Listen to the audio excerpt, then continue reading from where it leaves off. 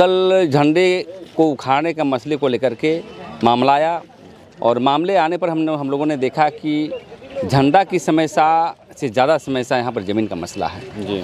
और इस ज़मीन में यहाँ के भूमाफिया लोग कब्जा करना चाहता है।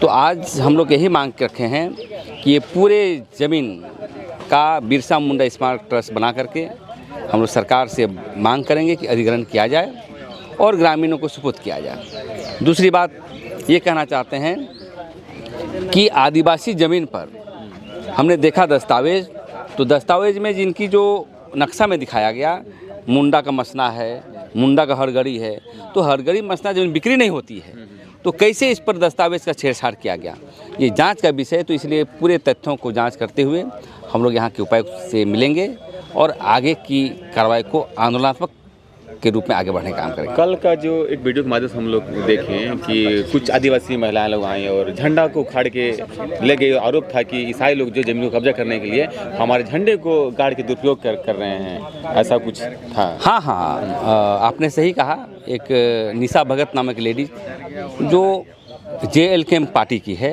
जो जयराम महतो की पार्टी में, हमें लगता है कि जयराम महतो का ही प्रायोजित है ये।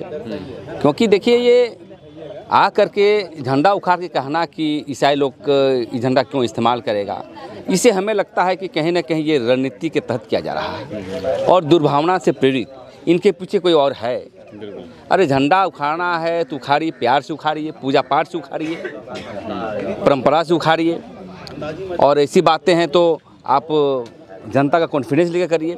लेकिन इससे बातों से ऐसा लग रहा था कि एक सांप्रदायिक भावना को तूल देने का बात हो रहा था। ऐसा लग रहा था कि दुर्भावना से प्रेरित और एक ज़मीन को हड़पने का प्रेरित के टाइप का लग रहा था। इसलिए इसका हम लोग निंदा करते हैं कि आखिर बहुत दिनों से झंडा इस ज़मीन पे बचाने के लिए लोग गाड़े थे, बिरसा मुंडा का समझ से जस्ट पीछे में ज़मीन को बचाने के मकसद से, लेकिन अचानक निशा भगत आती है और आरोप लगाते हुए कहती है कि ये झंडा का दुरुपयोग कर रहे हैं, इसलिए हम लोग झंडा को उखाड़ के ले जा रहे हैं। तो इतना दिन से निशा भगत कहाँ सोई हुई थी? हाँ, यही मैं कहना चाहता हूँ। यदि ज़मीन को बचाने के लिए यदि सना झंडा गाड़ा जाता है, खासकर शहादत जैसे लोगों का, धर्म के जैसे लोगों का, तो जायज़ है।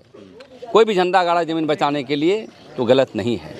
लेकिन आप बचाने के लिए झंडा गाड़ दिया गया आदिवासी समाज के द्वारा, तो गलत क्या किया लोग? कोई गलत नहीं है, तो एकदम सही है। आदिवासी समाज के कुछ लोग, कोई तो मैं बोल रहा हूँ कि दुर्भावना से प्रेरित है, वो भटक गए हैं। और मैं यही कहना चाहता हूँ कि आदिवासी समाज में सांप्रदायिक और वैमनस्य का कोई जगह नहीं है। हम लोग का परंपरा रही है खटिया और कटपटिया में बैठ करके समस्या का समाधान करना। मतलब है कि कुछ लोग के द्वारा समाज को बदनाम करने का प्रयास किया जा रहा है। बिल्कुल, इससे पीछे माफिया तत्व होगा, या फिर कहा जा सकता है कि आदिवासी समाज को एकता को तोड़ने का प्रयास किया जा रहा है। बिल्कुल, आदिवासी एकता को तोड़ने का प्रयास किया जा रहा है। जहाँ तक सरना झंडे की बात है, सरना झंडा हर जगह इस्तेमाल होती है, पार्टी में होती है। इस्तेमाल नहीं करना तो कहीं मत करो, बिल्कुल। लेकिन जब धर्म और ज़मीन बचाने के लिए यदि इस्तेमाल होता है तो जायज़ है ना। चलिए, तो क्या संदेश देना चाहेंगे आदिवासी समाज को इस चैनल के माध्यम? आदिवासी समाज को हम यही संदेश देना चाहते हैं, संगठन को भी, कि कम से कम धर्म और शहादत होने वाले ज़मीन को बचाया जाए। आप बिकिए, कितना बिकते हैं, लेकिन धर्म और हमारे शहादत पर बिकेंगे तो हम लोग बर्दाश्त नहीं करेंगे।